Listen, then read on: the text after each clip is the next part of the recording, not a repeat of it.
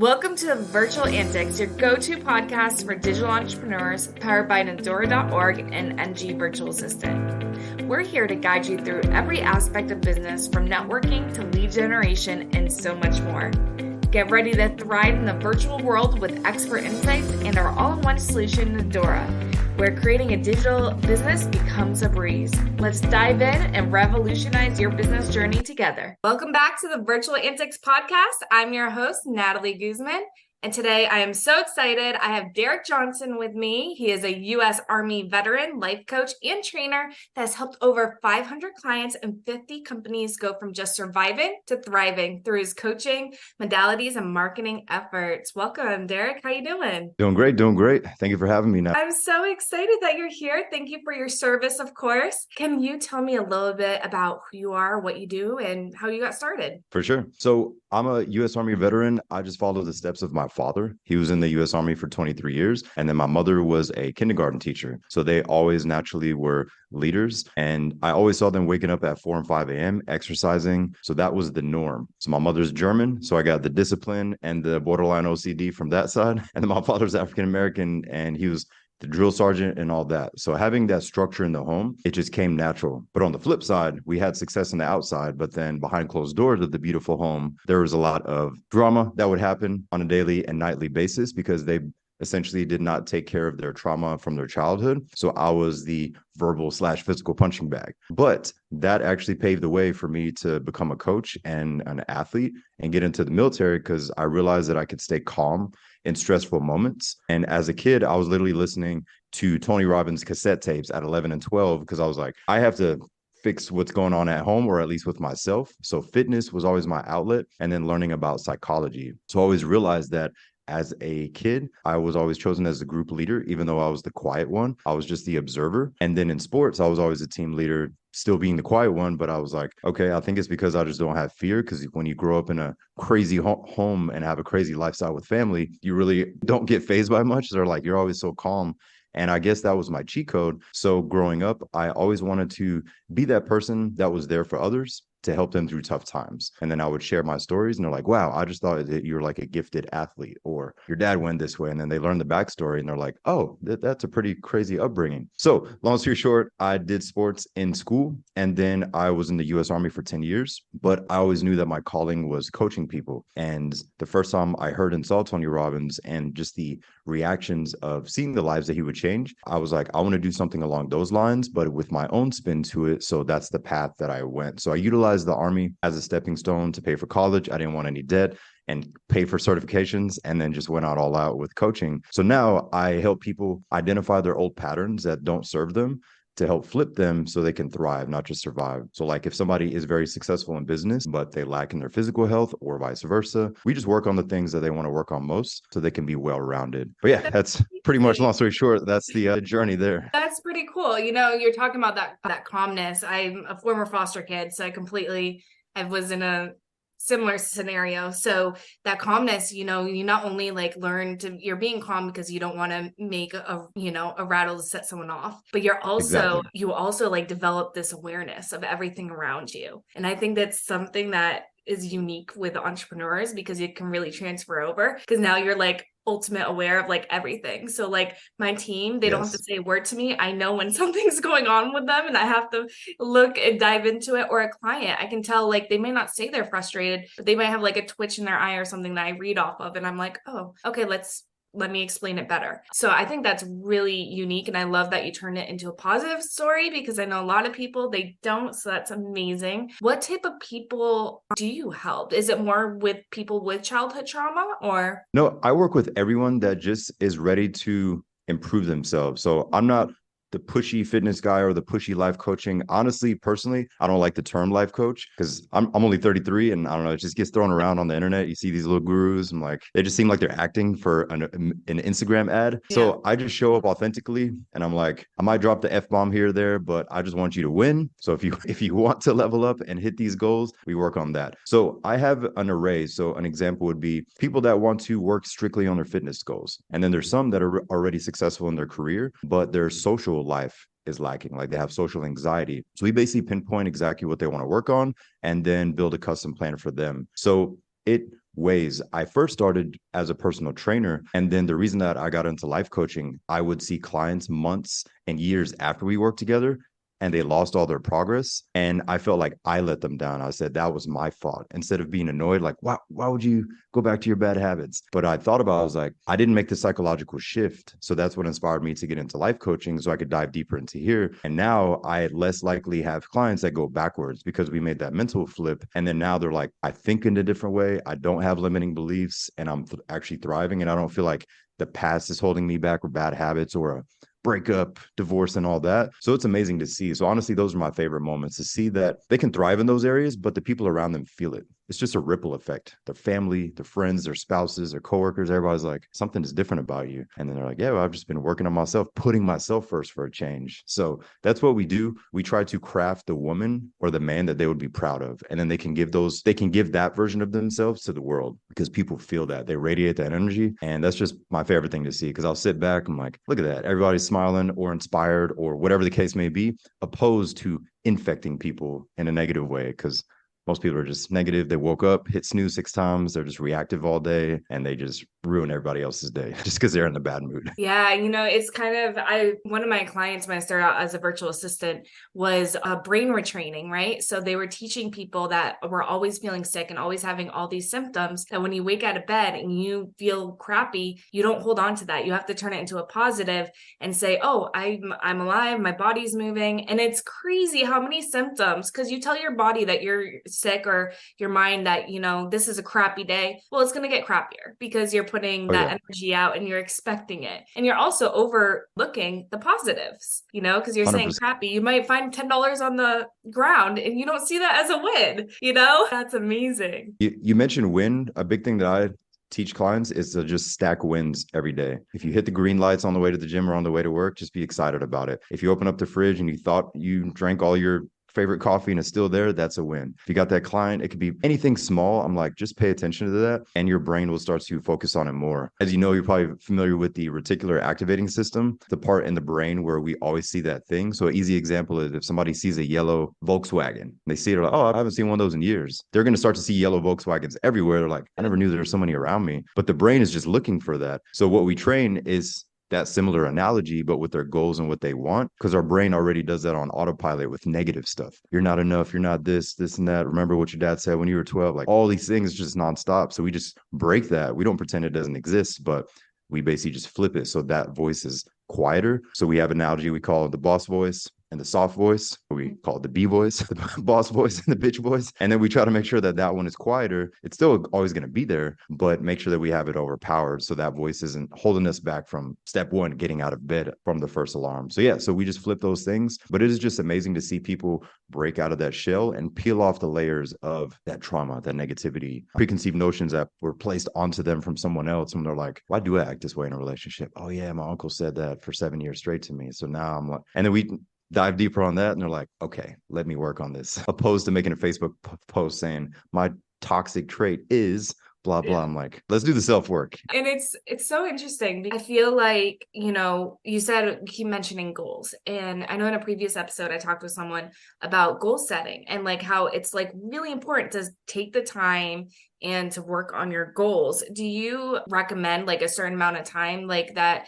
you should be reevaluating or creating new goals? Yes, for sure. So I do a thing called the mid-month check-in. So what we do, we grab our phone and then we go to the 15th of the month. And in that day, we make a note. So we don't block out the whole day, but it's a notification. So the 15th of every month, a box will pop up that says, by now you should be.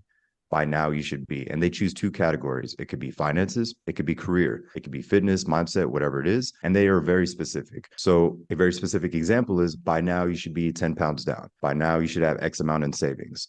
By now you should have gone on X amount of dates with the lady that you're falling in love with, like whatever specific for them. But what happens in the 15th, one of 3 things happens. I'm on track, I'm behind, or, oh, I need to catch up. But I have the second half of the month. And the interesting thing that happens if they take 15 to 20 minutes to do that for the whole year, the 15th of every single month, they forget they even did this exercise and put it in their phone. So when it pops up, it's essentially like their secretary is texting them like, hey, by the way, you said by the 15th, you should be boom, boom, boom, or you should have. So that's one thing that we do. So we're always on top of it, opposed to just writing the New Year's resolution. Then holiday time comes and we're like, oh, shoot, yeah, I'm going to push it to 2024 and then repeat the cycle. So that's a very strategic way that we do it, just by popping up to seeing where we're at. And it gives you confidence. Even if you're way behind, you're at least clear and you're not trying to hide it or slide it under the rug. You're like, okay, I'm doing well in these areas. I should have more here. Let's go harder on that for the rest of the month. So that's one hack that we work on. So that way they're just more aware. Because a lot of people, they just hide from their things. They're like,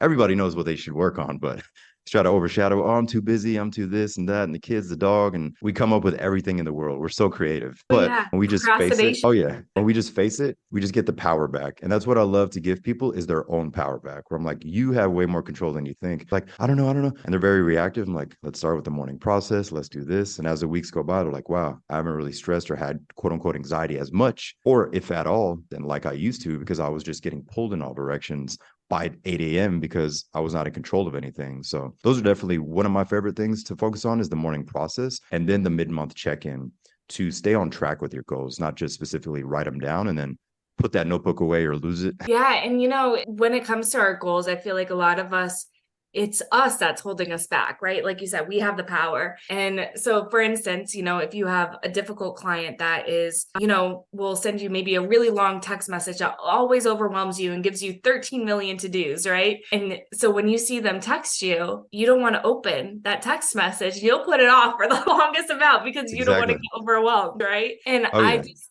started actually putting those first to confront it, and creating a process around it to de-stress me, because we are our worst enemy, right? So we will hide from anything that will cause us, the slightest stress. And so, oh yes, yeah. So I think it's really important what you're saying, having the goals, doing the check-ins, and then recognizing, I think that feeling is another part of it, like recognizing, oh, you are avoiding that situation, right? There's a phrase called, it's by Napoleon Hill. He coined a phrase called eat the frog first, which is basically the hardest, the most stressful, or the most difficult thing in your day. It's that thing that makes us uncomfortable. We see that email, we're like, oh, I'm going to do it at 4 p.m. But all day long, it's lingering in the mind and we're just annoyed. We can't even enjoy our lunch break because we're just thinking about that thing. So I always tell people, I'm like, just do that thing. I was like, I know you don't like it, but the rest of the day you're free because everything else is easy. Because sometimes things just take 5 minutes. Most things that people are avoiding don't really take that long. It's not like some grandiose, massive goal. It's just one little email, one phone call that they've been avoiding for 6 months. Like, just get that 2-minute call done. Like, and then when they really look at it, they're like,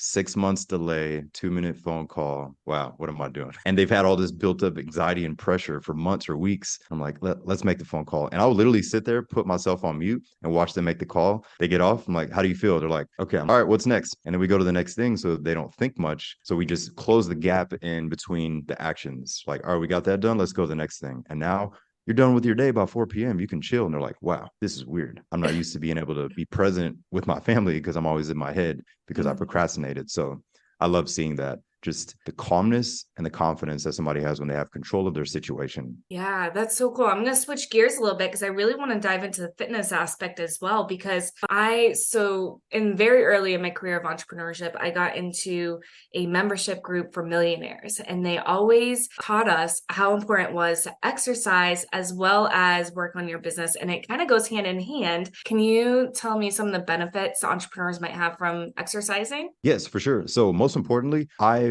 don't push what time somebody should work out, but I would recommend people start their day with exercise because they're just going to vibrate at a higher level, feel more confident. And most importantly, on the day that they don't feel like doing it, that energy is going to spill over where their staff, their clients, their employees are going to feel it. So something that simple. We've all had a high after a run, after a lift, whatever the workout was, yoga, hot yoga in a sauna. That feeling afterwards, your brain is just clear. Ideas, people, contacts, clients just pop in your head and you're like, wow, where does this come from? So I would always recommend morning workouts by earning confidence, earning happiness, because it's hard to just have that cup of coffee and be like, all right, ready to attack the day. At least for me, that doesn't do anything. I'm just like, I don't even feel it. I have to move my body, walk my dog or run, and then go from there. So I would at least have 20 minutes every single morning, just do something active. It doesn't have to be a full hour beast mode session in the gym. It could just be a walk, a jog, just do anything and make that a process. Another thing in regards to fitness and wellness, I challenge people to wake up at the exact same time, 7 days a week. So that way their internal clock, their circadian rhythm is on point. So they don't feel like they're trying to catch up every Tuesday and Wednesday, because Mondays they just dragged ass because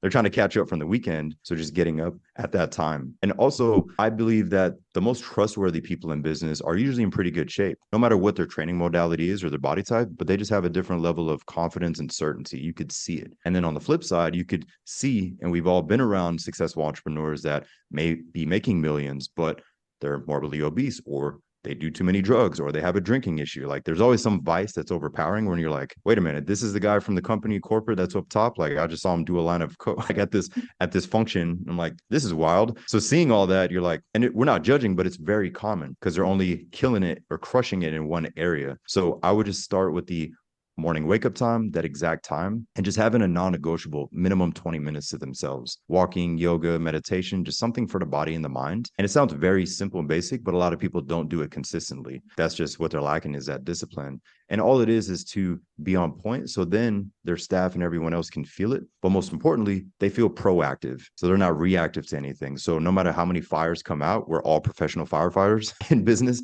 Something's always going to happen. You control, and you can have creativity by handling the problem or teaching somebody else. So I would get down pat a non-negotiable morning routine that you're like, I don't care how much I slept, how little I slept. I'm going to do these things because it primes my day. And then rinse and repeating those successful actions. So I would start with that before any of these new age modalities and all that. I would just keep it simple first. And then we can look at the ice baths, all the other stuff that's trending right now. Like that stuff does work, but a lot of people, they jump from these thing to things just because it's trending, but they don't do the basics, where like there's not really a massive shift that's happening in their life. They're just jumping from these things. So once again, I would just go back to the basics with the training, choose whatever they enjoy. The gym is not for everyone. Outdoor runs are not for everyone. Do what you enjoy, because if you put yourself in a good mental state in the morning, people are going to feel it. Yeah, I 100% agree with that. I am actually in the middle of my weight loss journey. So I've lost 80 pounds Awesome. this year. So I'm super excited. Nice. Congrats. So a lot of what you're saying was kind of resonating with me, because I was almost 300 pounds. And so I was excelling. I grew my business to 6 figures in 3 months, and I was raising a family. I was being an amazing wife, but I wasn't taking care of myself. And I think a really big part of this is that we need to start taking an initiative for ourselves and to take care of ourselves and love ourselves, so that way we can be better people all around, right? Oh, yes. I've always used the phrase, it's blunt to the point, but I'm just always transparent. I've always used a phrase where I say to clients and just to people is, are you a walking billboard or a walking contradiction? And we've all been both to an extent, but if we can just literally live what we say, people see it. Because some people are great at speaking. Like an example would be the motivational speaker that's speaking, but before he got on stage, he had to have a shot of Grey Goose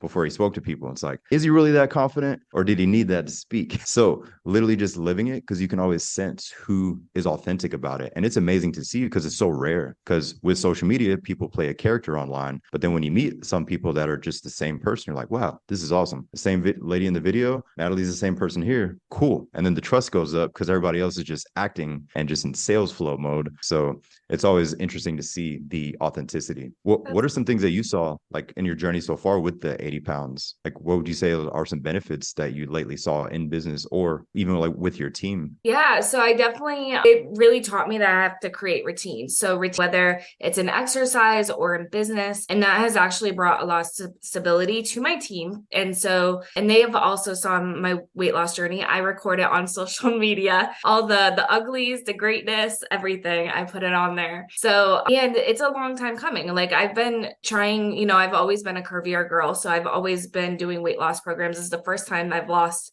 this much since I was about 20 years old. I'm now 31, I think. I can't even remember my age, but I'm 31. So I think some of the things that I've like really, really noticed is that like also my kids, they see me exercising and they want to exercise. They're doing squats and pull-ups in the living room. And my daughter wants to eat salads and vegetables. I don't have to fight my kids to eat vegetables because they see me eating vegetables. And I just think it's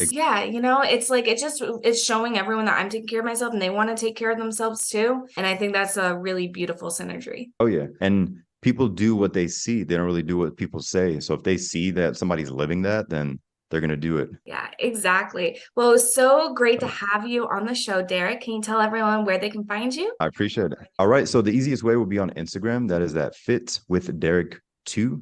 the number 2 at the end, Fit with Derick 2. On there, my whole intent is just to share valuable information, mindset, fitness, nutrition. And then in the stories is just showing a daily routine of myself or clients, just focus and discipline. We keep it old school. We're like, same routine, we don't break it. So if that's something that people are into and learning about, they can check that out. And besides that is the website is fitwithderick.com. Fitwithderick.com. Perfect. I'll make sure I put that in the show notes. Well, thank you so much for joining us, Derick, and we'll talk to you guys next time.